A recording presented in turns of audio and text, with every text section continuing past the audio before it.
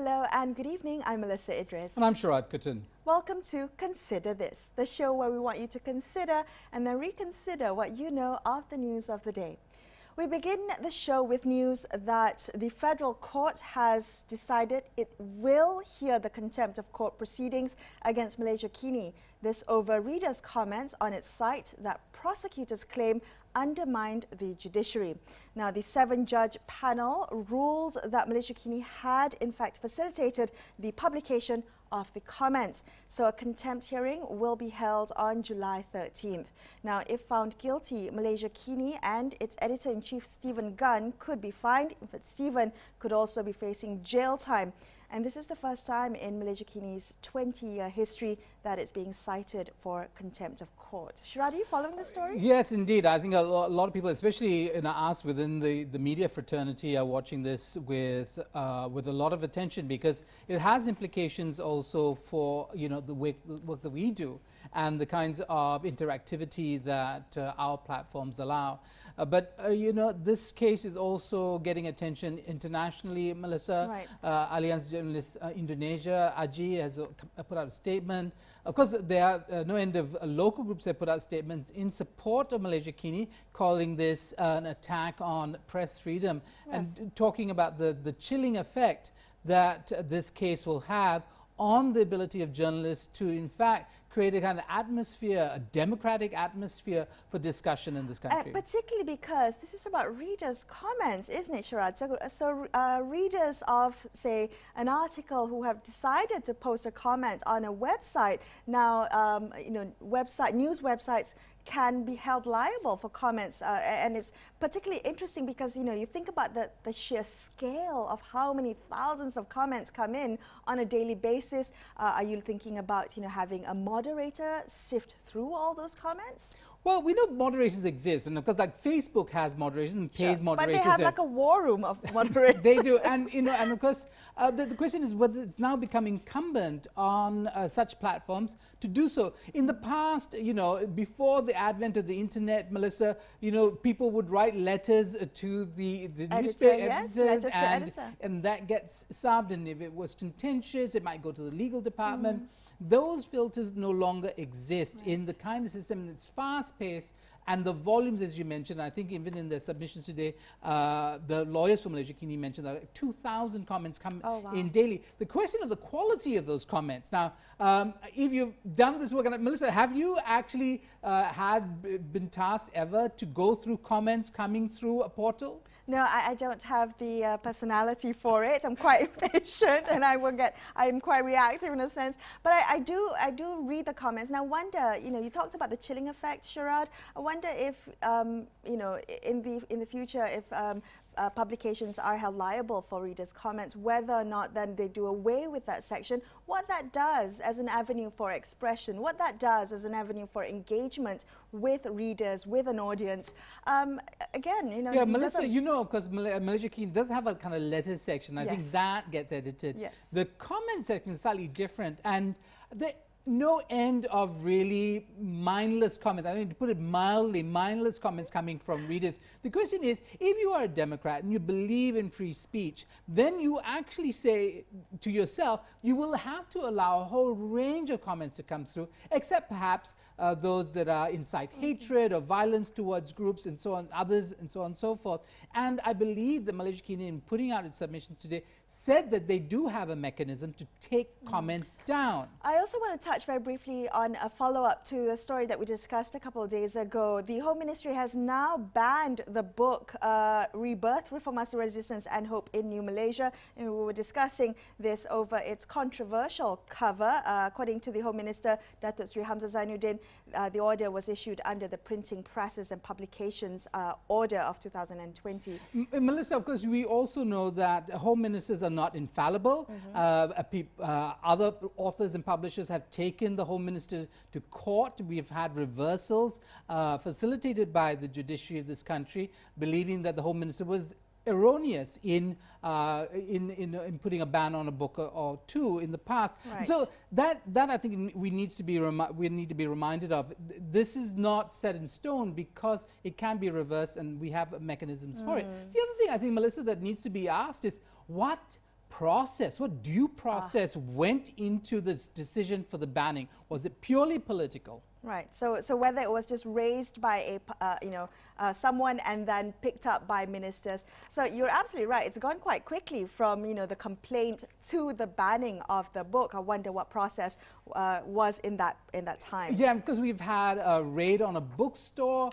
We have, and I believe this is happening today, the raid on the artist and her studio is also proceeding. And I think the hysteria around it is very interesting, Melissa, because this is not simply about the artwork. Remember, this was launched, the book was launched 7 months ago, and the artwork has actually been in existence for several years and was in fact exhibited. So then the question is, why now? And perhaps that is not answered by looking at the art or looking at the content of the book. It's about the political context in which all this is happening. But also the wider situation, we have people being questioned over tweets, over coverage of sensitive issues, over declassified reports of hospitals burning down. So to take all of that into context, I think Melissa, is important. Who defines what is sensitive?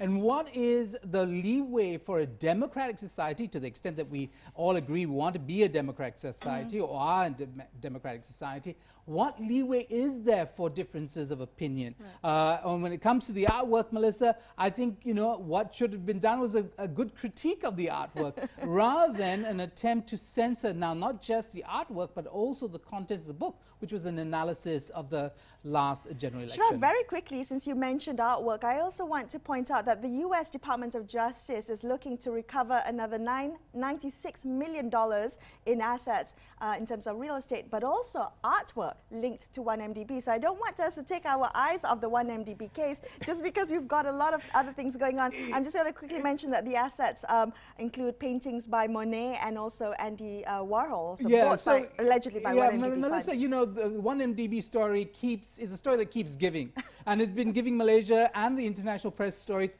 The question people might ask is, why would 1MDB want to buy high art? I mean, this is Claude Monet, Andy Warhol, as you say, these are artworks worth millions of dollars. And because it might be that someone in 1MDB would like to have that painting on their walls. But apart from the art appreciation angle, Melissa, there are also these two things. High art, I mean, this class of art is actually a great store of value, and it's easily portable. And this is why high art is used for people to store value. There are in fact facilities in several parts of the world where art is stored, not put on walls. What a shame not to be put on walls, but to be kept in a dark vault somewhere. I also want to mention that high art or fine art as an investment in terms of transactions can be done privately and anonymously. So that's something else to consider. Okay, we're going to take a quick break, but in just a couple of minutes we're going to come back and talk about Malaysian youth. What are the challenges that they're facing at this moment? We'll discuss on Consider This. Stay tuned.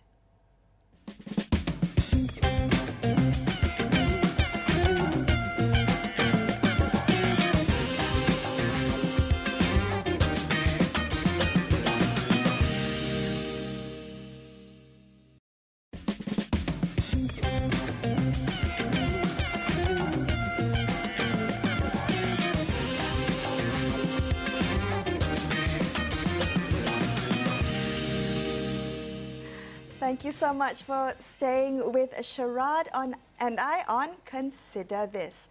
Now, as the recession kicks in globally and government statistics begin to capture the ground realities, we're getting a clearer picture of which groups are suffering the greatest hardships in these uncertain times. Now, young people are expected to be more resilient and are said to be able to look to the future with optimism. But is this how they truly understand their current situation?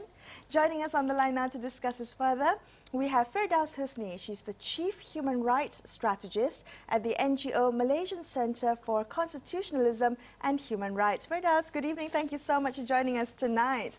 I'm wondering whether you think there is a sense of discontent among Malaysian youth. What have you observed or heard or noted about the reasons why perhaps young Malaysians might be discontented? Thank you. So this would be my personal observation, based on what I hear and what I read. and also from our network with youth, from working, MCCHR working with youth over the years. So yes, there is definitely a sense of discontent. And this is, subject matter specific to the topic on livelihood, on youth education, and for those who have finished education, employment, their cost of living, and also our political situation where we barely see a space for youth to have their voice. So all of these put together, in a situation or in an environment, not just the political uncertainty we're having now, but also with the COVID-19 pandemic, it has created a general sense of frustration, disappointment even, and this anxiousness over the uncertainty of the situation. Firdaus, how do you see it being expressed, this sense of dissatisfaction? Due to the pandemic, we've been under the movement control order for quite a while. Still is now under the recovery phase, and so you don't see many youth, or there weren't many opportunities for them to actually get together, and so largely these views of frustration and disappointments are expressed on social media. Firdaus, how long has this sense that you have been of what the ground realities of young people are? Does it in fact predate the COVID-19 pandemic by quite some time? We're talking about a couple of years, perhaps? Okay. Well, there is always that you could say worry or concern over how youth themselves individually, how they can, you could say, how they can fare when they join the employment sectors, and how the economies are affecting them and their future and whatnot. So there is always that. But before the change of government, you could see that there were promises, there were potential, that all of these issues concerning youth directly are then given more focus and are then given more attention.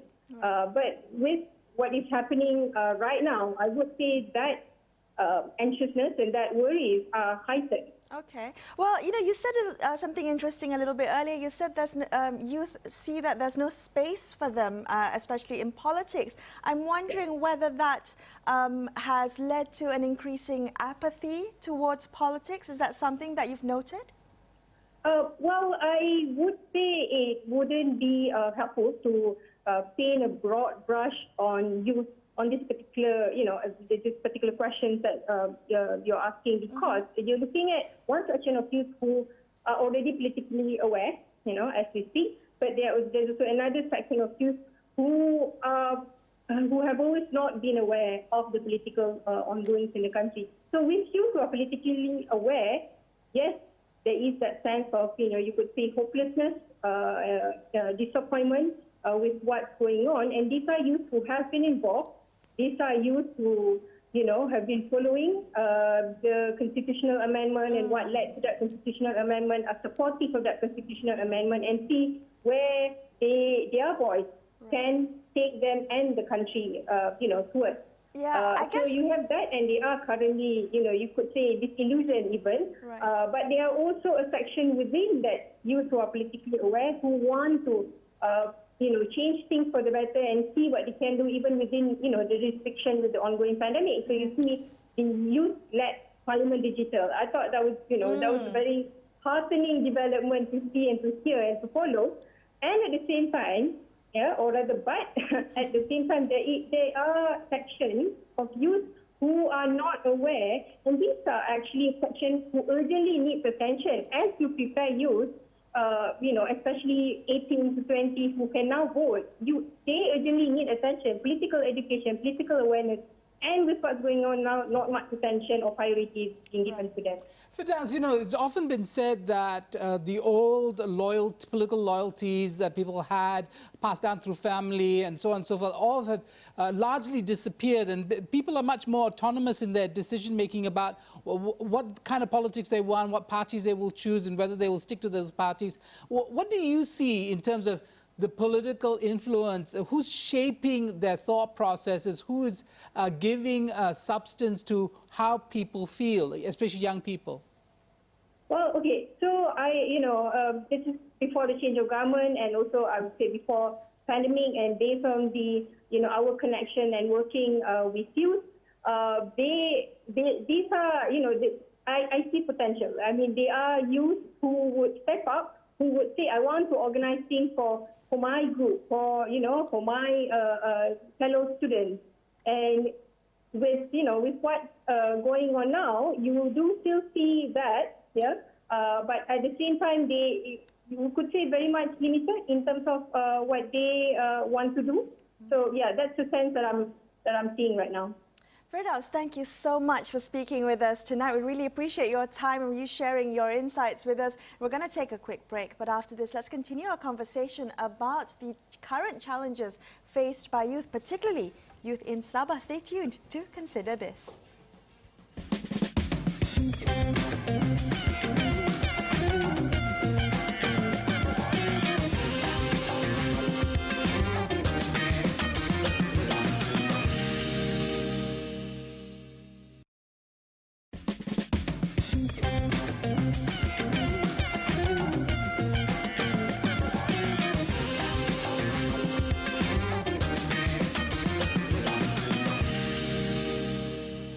Thank you for staying with Sharaad and I on Consider This. Let's continue our conversation about the realities of the hardships that youth are facing as a result of this pandemic. Joining us on the line now, we have Farid Sainuri, President of the Sabah Youth Council. Farid, good evening. Thank you so much for joining us tonight. Now, recent research has shown that youth unemployment in Sabah has reached a worrying level. And I'm wondering whether you've observed or noted conversations among youth about youth unemployment.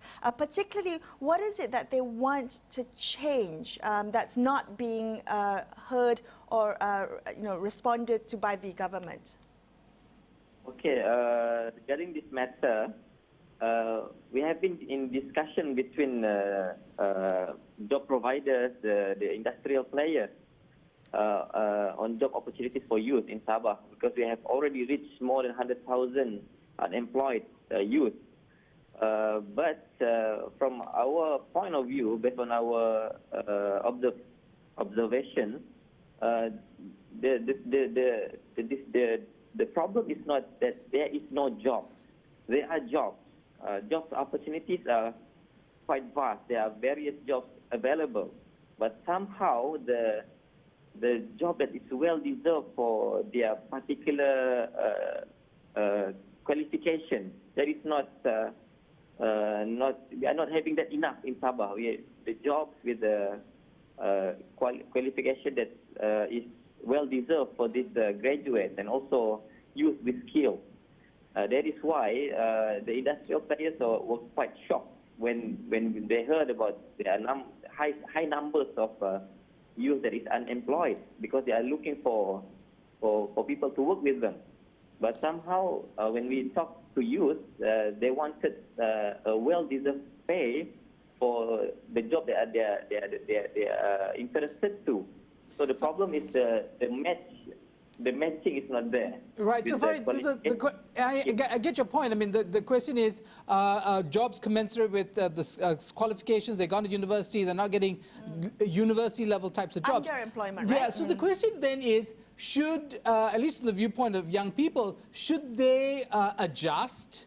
Should they make the adjustment and go for the jobs that actually exist, or do they just say, well, I'm not going to work until I get a job that I think I'm deserving of?